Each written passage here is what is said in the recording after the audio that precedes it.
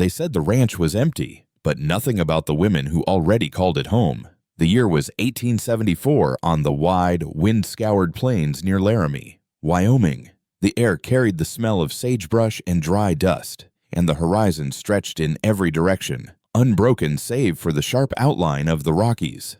Eli Harper rode slow into the valley, the leather creak of his saddle the only sound besides the mournful whistle of the prairie wind. He was 40, lean from years of drifting, with a beard touched by gray and eyes that had seen too many miles. After the war and the restless wanderings that followed, Eli wanted one thing land of his own, a quiet patch of earth where the noise of the world could no longer find him. When he signed the deed for an abandoned ranch west of town, the clerk warned him it had been empty for years, left to rot after its last owner's death. But Eli knew better than to believe in true emptiness on the frontier. Land had memory. Houses kept secrets. And as he rode up the rutted wagon path, he saw signs, fresh smoke curling from the chimney, a line of laundry snapping against the wind, and boot prints in the mud far too large for any man he had known.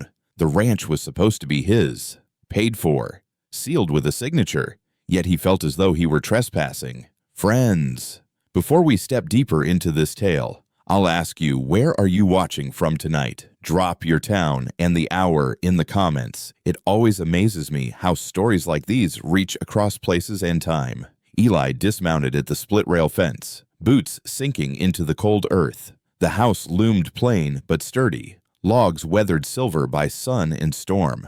A sudden movement caught his eye, a shutter slamming closed. Though no wind was strong enough to force it, he lifted his hat, scanning the yard. A stack of chopped wood was piled too neatly to be old. The chicken coop was alive with clucks. And there, against the barn wall, rested an axe big enough to split not only wood but bone. He called out, his voice deep but steady. "Name's Eli Harper. Bought this place fair and square in town." For a moment, silence pressed heavy. Then, from behind the barn, they appeared. Not one, but 5. They were women massive in stature, shoulders broad as oxen, arms roped with muscle from years of labor. Each wore a long prairie dress, faded and patched but clean, skirts brushing the dirt. Their faces were strong, handsome rather than pretty, sun-browned and wind-chapped, with eyes that measured Eli like a stray coyote come too close. The tallest stepped forward. She had dark hair braided tight down her back, her height near to matching Eli's even with his boots on. "You bought a ranch with paper," she said, her voice low as rolling thunder, "but we've lived it with blood and bone." Eli's hand brushed the brim of his hat, but he didn't draw back. The sight of them unsettled him not because they were women, but because they were here, already rooted where he had planned to set down his own life. "5 of you?" he asked. The dark-haired one nodded. "5 sisters. And this land keeps us alive. You think you'll take it. You'll find us harder than winter." Behind her, the others stood silent but unyielding, a blonde with arms thick as fence posts, a redhead with a scar across her cheek, a quiet brunette clutching a basket of eggs, and the youngest still towering, but with a softness in her eyes. Eli felt the weight of their stares. He had faced soldiers, gunmen, the cold indifference of plains nights. Yet this was different. He was not certain if he was intruding on their lives, or if they were intruding on his rightful claim. The wind picked up, rattling the loose boards of the barn. In that sound, Eli heard what this place demanded: endurance. Neither deed nor defiance alone could settle it. Only living could. He set his jaw. "Seems we've got a problem," he said quietly. The sisters did not move. Their strength was not in weapons or words, it was in the sheer fact of their presence, like boulders standing fast against the stream. And in that uneasy stillness, the lonely drifter realized whatever his future here, it would not be simple. The sisters did not scatter like shadows once revealed. They stood their ground in the pale Wyoming light, unmoved by Eli's claim or his weary defiance. To him, they seemed less like women and more like monuments carved from the same stone as the mountains beyond. The tall, dark-haired one spoke again, steady as a preacher at the pulpit. "I am Margaret," she said, "the oldest. We keep this ranch alive, though no paper says our names. The land took our sweat, our backs, and sometimes our blood. That's more than any ink could give." She did not raise her voice, yet every word pressed down on Eli like a weight. The blonde stepped closer, her hands thick-fingered and scarred. She carried a length of rope coiled at her side, as if she had been mending fences. "Ruth," she offered, her gaze as sharp as a hawk's. The red-haired one tilted her chin, the scar across her cheek catching the light. "Clara." Her voice held the edge of flint, brittle and untrusting. The quiet brunette, smaller only by a fraction, shifted her basket of eggs against her hip. "Sarah." Her tone was soft, but her eyes measured him no less keenly than the others. "And the youngest." Her hair chestnut, her face still round with youth. Though her frame was tall and powerful, she whispered, almost as though it cost her courage to speak. "Hannah." Eli gave a short nod. "Eli Harper. Soldier once, drifter after, and now, I'd hoped to be a rancher." "You hoped wrong." Clara cut in. Margaret silenced her with a look, then returned her gaze to Eli. "This place was abandoned when we came." "Our father bought land east, but drink killed him. We found this house standing empty, near falling in, so we claimed it, and it's fed us these 5 years. Her words stirred something in Eli: recognition, maybe even respect, squatters or not. Their claim was as real as his, yet he would not yield so quickly. "I paid my last dollar for it," he said, voice rough. "I aim to make a home here. You'll not drive me off." The air between them thickened. The chickens clucked nervously, but as though sensing the storm. For days after that first meeting, the ranch balanced on a knife's edge. Eli moved into the barn rather than the house, staking his presence with hammer and axe. The sisters carried on in the house, cooking meals together, tending the garden, hauling water from the creek. It was an uneasy coexistence. Mornings. Eli rose before sunup, working the fences, repairing the roof shingles, cutting new boards. He labored as if to prove his right to every inch of soil. From the windows, the sisters watched. Sometimes they ignored him entirely. Sometimes they lingered with arms crossed, measuring his worth like a judge at trial. Meals were their sharpest battleground. The sisters kept their kitchen fire burning, and Eli cooked in the barn, smoke drifting through the cracks. But every so often, Margaret would send Hannah out with a tin plate cornbread, beans, a slice of salted pork. It came without words, set on the fence post nearest where Eli worked, and though pride told him to refuse, hunger made him accept. One evening, he dared step toward the porch. Ruth sat there, mending a shirt with stitches thick and strong as her hands. She glanced up, her eyes narrowing. "You think we'll serve you at our table?" she asked. "I think the land's big enough for us all." Eli answered evenly. Ruth snorted, shaking her head. "Men always think that, until they want it all for themselves." Her words stung, because somewhere deep, Eli knew she wasn't wrong. Nights came cold. In the barn loft, Eli lay awake under thin blankets, listening to the coyotes cry and the sisters' faint laughter drifting from the house. Their voices held something he hadn't heard in years: kinship, a bond forged not from choice but survival. And in the silence after, his own loneliness seemed heavier. Yet beneath the unease, something was shifting.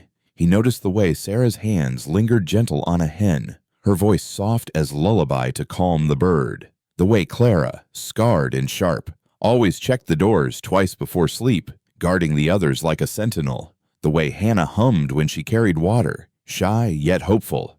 These women were not intruders. They were the land itself, breathing and enduring. Still, tension bristled like barbed wire. Neither side willing to retreat, both bound to the ranch by unseen chains. And as the Wyoming wind carried the first bite of autumn, Eli began to wonder, was it pride that kept him here, or the strange pull of 5 sisters whose strength rivaled even the mountains? Autumn deepened, the skies turning steel gray over the Wyoming plains. The cottonwoods along the creek shed their last leaves, and the wind carried a sharpness that whispered of the long winter ahead. Eli knew it would be brutal. Frontier winters always were. And yet, before the snow even touched the ground, another kind of chill had already settled between him and the 5 women. Each day unfolded like a quiet duel. Eli mended fences, split rails, and mucked the stalls with a deliberate steadiness, staking his right to the land in sweat. Across the yard, the sisters worked with equal resolve, hauling water, carting wool, hanging strips of venison to dry. Their movements were a language in themselves, guarded, purposeful, sending a message clearer than words. This place is ours. Margaret was the one who tested him most openly. She had a way of standing, arms folded across her wide chest, watching as he swung the axe into cedar rounds. "You swing like a man with something to prove," she said once, her voice steady as a metronome. "Maybe I do," Eli answered, sweat shining on his brow. "Proving don't make it yours." That was the heart of it. Paper deeds and money in town versus years of survival etched into the sisters' bones.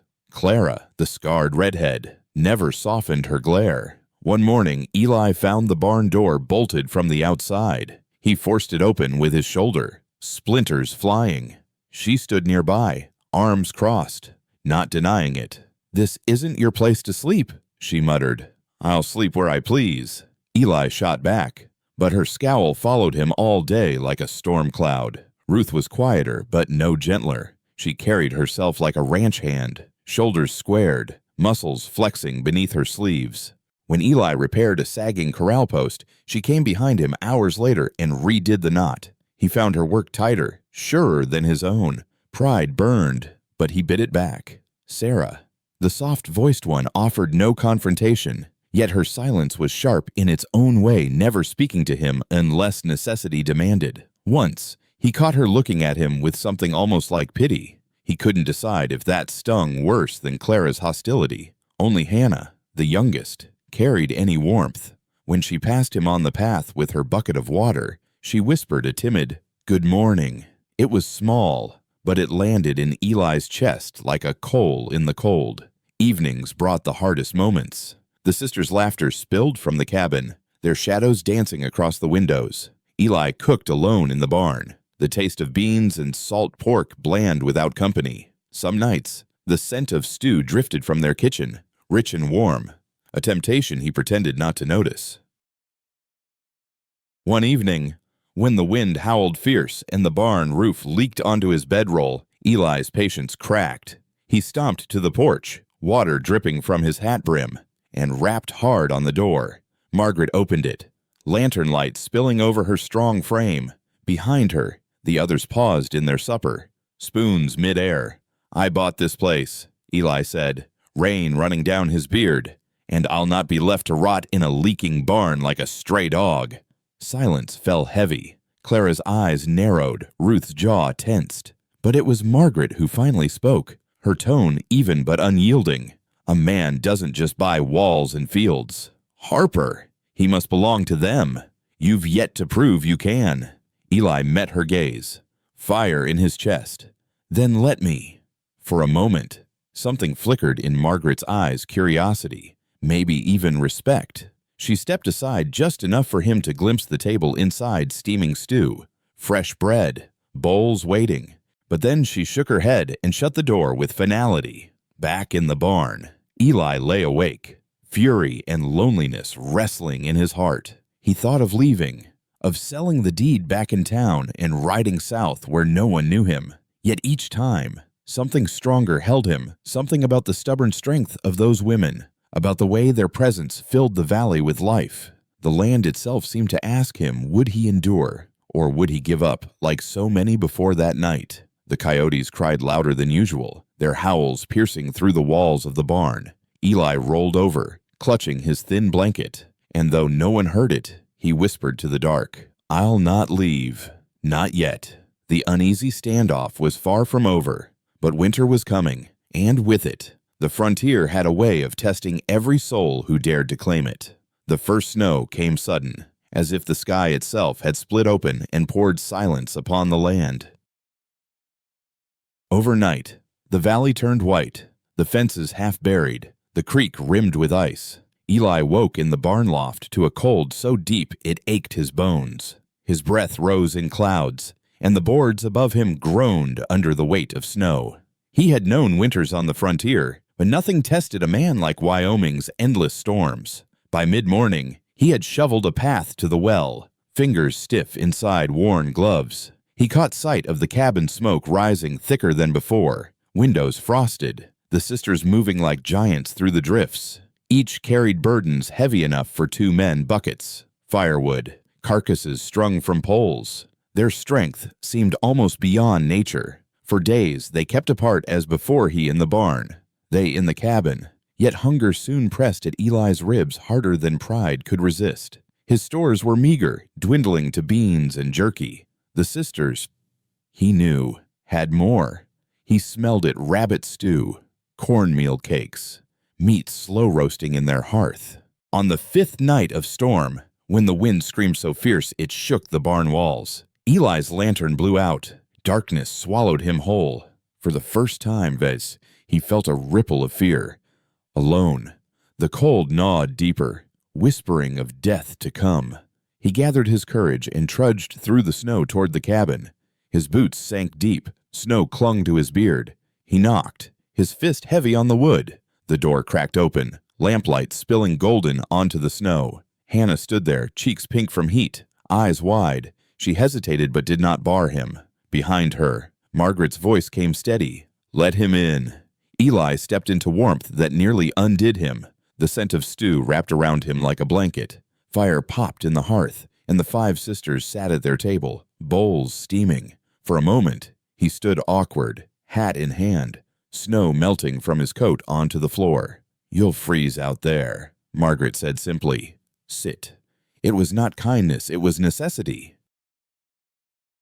On the frontier, even enemies shared fire in winter. Eli took a seat at the far end of the table. Clara scowled but slid him a bowl. He muttered his thanks, his voice hoarse. The first spoonful nearly brought tears to his eyes. Warmth spread through him, loosening the tight coil in his chest. No feast had ever tasted so rich. The days that followed blurred into survival. The storm did not relent. The cabin became their world, 5 towering women and 1 weary drifter sharing air, food, and fire. Tension remained, sharp as the wind outside, but necessity dulled the edges. Eli rose early to tend the fire before the sisters stirred, cutting kindling until his arms shook. Ruth watched him once and said gruffly, "You split better than you used to." Sarah, quiet as snowfall, placed bread near his bowl without a word. He caught her eye and saw no malice, only weary acceptance. At night, when the wind howled like wolves, they sat together by the hearth. Margaret read aloud from a tattered Bible, her voice strong, the words rolling like thunder through the cabin. Hannah hummed tunes soft and sweet, her head bowed over her sewing. Even Clara, sharp as flint, softened a little, her scar catching the firelight as she mended Eli's torn glove without comment. Slowly, pride gave way to something else. They needed one another. He fetched water when the well froze, braving the cold with rope and bucket. They shared food without hesitation. When Ruth fell ill with fever, Eli sat through the night, wiping her brow with a damp cloth. Why, Clara demanded, suspicion in her eyes. Eli's answer was simple: because winter kills the careless, and I've buried enough. It silenced her anger, if only for a moment. The storm finally broke after weeks. The sun pale against the endless snow. The ranch lay buried, but alive. They had endured together. Something in that endurance forged a bond stronger than words, though none of them dared name it yet. But in the quiet after the storm, as the snow began to thaw beneath weak sunlight, Eli realized whatever this ranch was, whatever it might become, it no longer belonged to him alone, nor to them alone. It belonged to the fragile, stubborn trust that had begun to grow in the fire-lit dark. The snow lingered well into March, though the storms eased and the sun returned in faint bursts of warmth. Days grew longer, and with them came evenings around the hearth. When work was done and the world outside lay hushed under its white shroud, it was in those evenings that the walls each had built around themselves began, slowly, to crack. Margaret was the first to speak of the past. She sat by the fire, mending a sleeve, her hands moving steady, her voice quiet but firm. "Our father dreamed of land," she began, "dreamed of raising cattle and sons. But the drink stole his strength, and his coin.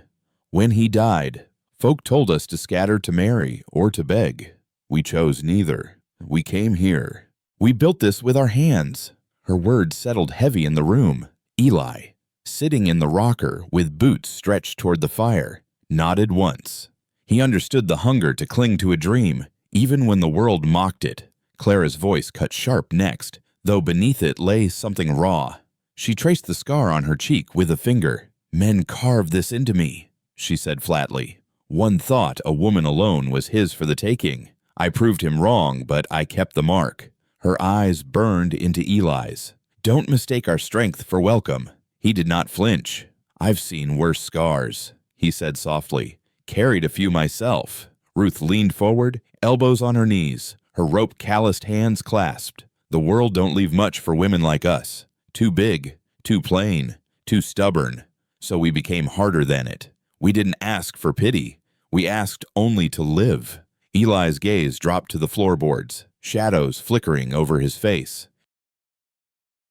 He thought of his own scars the war years when he'd carried a rifle across battlefields, burying comrades in shallow graves. He remembered one boy in particular, no older than Hannah, who had looked to Eli for guidance. A bullet found him first, and Eli had carried the guilt ever since. He cleared his throat, voice gravelly. "I fought in Tennessee, lost my brother there, lost myself, too, I reckon. Since then I've been drifting, thinking a patch of land might give me back something solid." For the first time, silence felt less like hostility and more like understanding. The fire cracked. Hannah's sewing needle slipped in her hand, and she whispered, "You've been alone, too." Eli met her wide, earnest eyes. "Too long." Sarah, quiet as always, spoke then with surprising gentleness. "Maybe that's what ties us. None of us fit where the world wanted us. So we found this place, and maybe now it's finding us."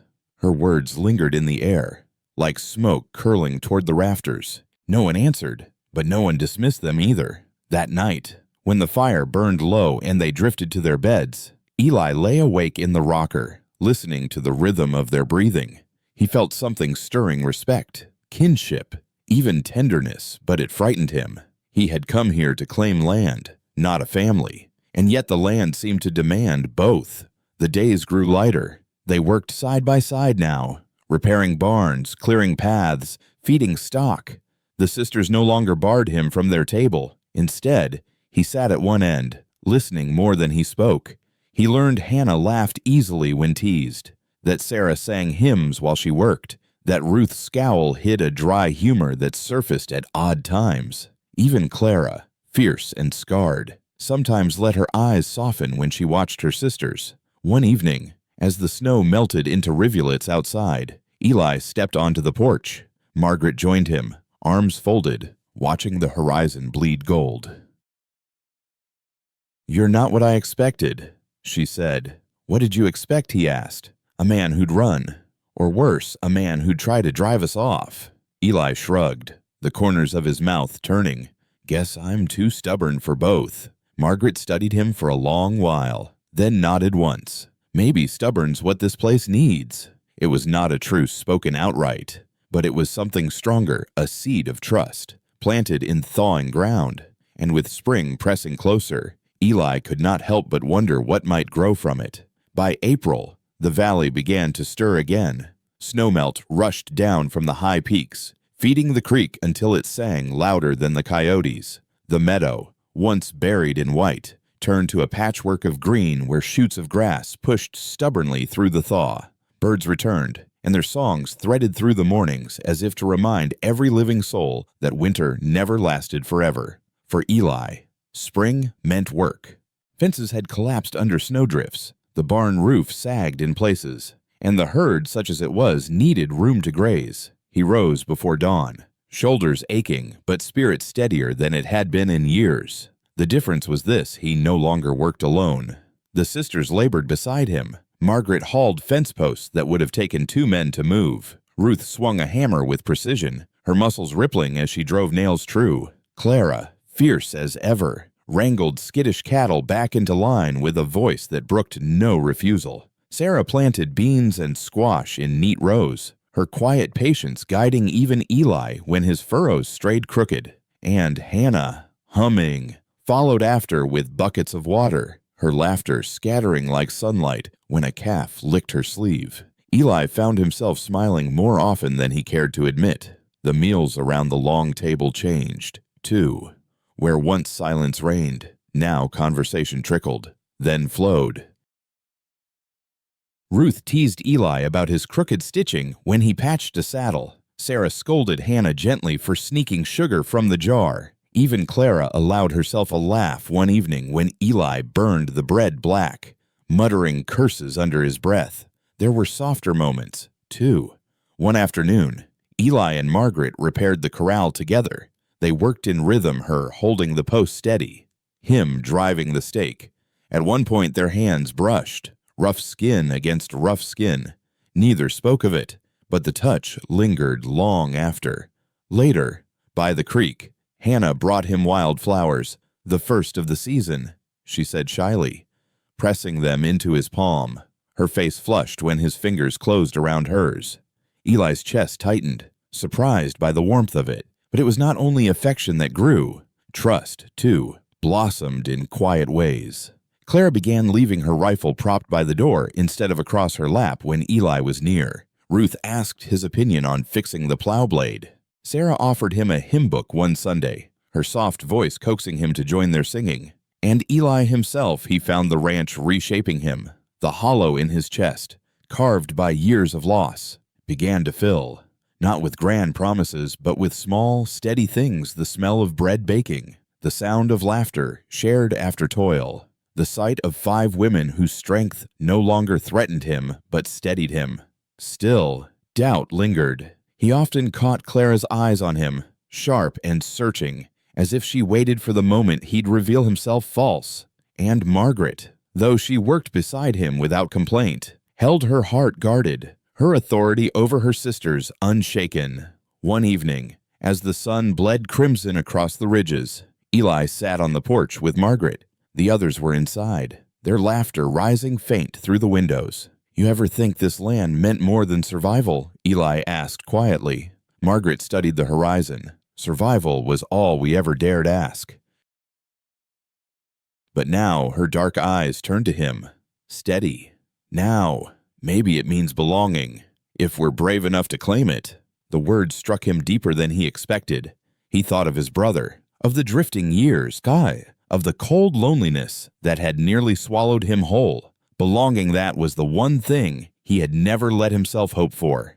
And in that moment, with the spring air warm on his face and the sound of 5 women's voices rising like a hymn inside the house, Eli Harper began to believe it might just be possible. Summer crept across the valley, bringing tall grass to the meadows and wild flowers spilling color over the hills. The ranch, once silent and nearly broken, pulsed with life. Eli felt it in his bones every morning when the rooster crowed and the sisters emerged one by one, ready for the day's labor. What had begun as an uneasy coexistence had become something stronger, though none dared name it too boldly. But peace on the frontier was always fragile. One afternoon, dust rose on the road, a wagon and 3 mounted men pulling into the yard. Their faces were hard, their clothes cleaner than most, and Eli saw at once the arrogance that comes from deeds and lawyers instead of calloused hands. The leader, a tall man in a black coat, swung down.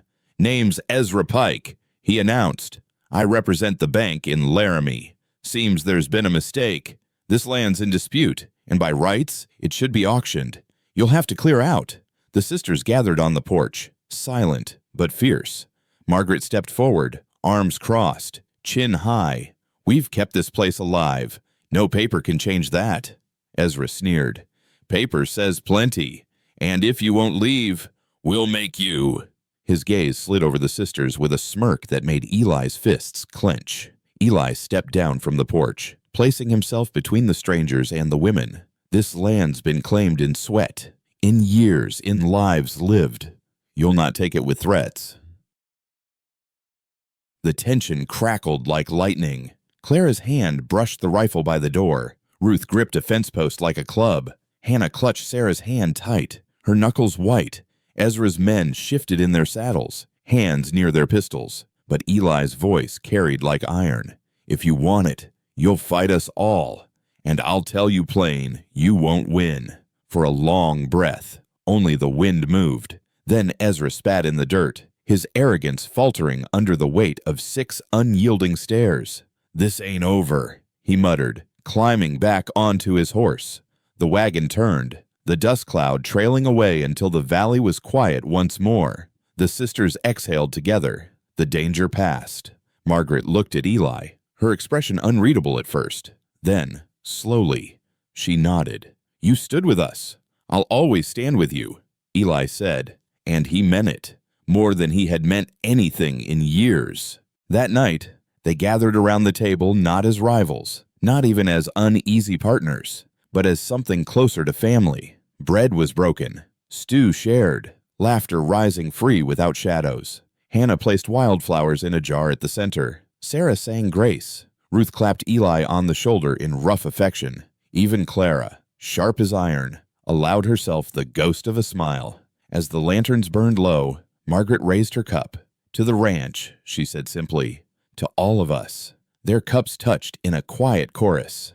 Eli felt warmth spread through him, not from the drink, but from the truth in her words. He had come here seeking land. He had found something greater belonging, and under the vast Wyoming sky, 6 souls who once stood apart now stood together, bound not by paper or law, but by trust, endurance, and the slow, stubborn bloom of love.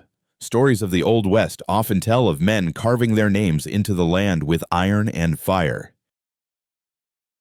But sometimes, the truest inheritance was not won in blood or deeds. It was found in endurance, in compassion, and in the choice to stand together when the world pressed hard against you. Eli Harper thought he was buying solitude, a lonely ranch where silence might heal his scars. Instead, he discovered 5 women who had carved their survival into the soil. At first they clashed, each bound by pride and pain. Yet the winter taught them what no deed could, that only by trusting, only by sharing, could they endure. By spring, the ranch was no longer his, nor theirs, but theirs together. And when outsiders came to tear it away, they stood as one. That unity, that belonging, was the true treasure of the frontier. Friends, perhaps this story reminds us that family is not always given by blood. Sometimes it is chosen, forged in hardship, and sealed in quiet moments of care. If this tale touched you, I invite you to share your thoughts below. Have you ever found family where you least expected it? And if you'd like to hear more stories of love, survival, and healing under the western sky, don't forget to subscribe and join us next time.